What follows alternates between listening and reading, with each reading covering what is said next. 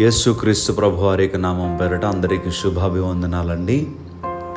April నెల 11వ తారీఖులోనికి మనం ప్రవేశించి ఉన్నాము.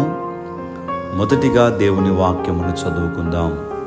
సామెతల గ్రంథము 21వ అధ్యాయము 21వ వచనము. నీతిని కృపను అనుసరించువాడు జీవమును నీతిని ఘనతను పొందును. దేవుడి వాక్యము మన వెనుకడులో దీవించునుగాక.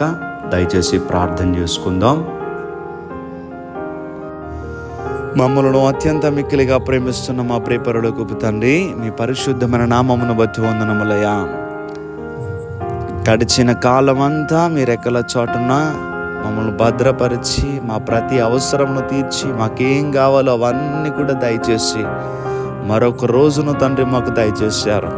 ఈరోజు నీ బిడ్డలు వారి యొక్క దినచర్యను ప్రారంభిస్తూ ఉంటుండగా నీ బిడ్డలకు సహాయము చేసి, మరి ప్రభువా, ఎవరు ఏ అవసరంలో ఉన్నారో మీకు తెలుసు, ఎవరి హృదయంలో ఏ వేదన ఉందో మీకు తెలుసు.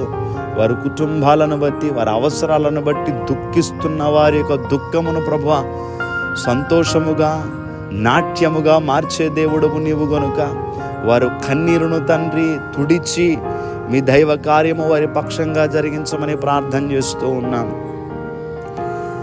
ఈ బిడ్డలు తండ్రి వారి పనులకు, వారి ఉద్యోగములకు, వారి వ్యాపారములకు మీ సహాయము దయచేసి, ఎవరైతే ప్రభువా విదేశాల్లో ఉన్నారో, ప్రభువా కష్టించి పని చేస్తూ ఉన్నారో, అలసటగా ఉన్నారో, అనారోగ్యంగా ఉన్నారో, అట్టి బిడ్డలను తండ్రి మీరు ముట్టి స్వస్థపరిచి వారిని చక్కటి ఆరోగ్యాలతో నింపండి తండ్రి.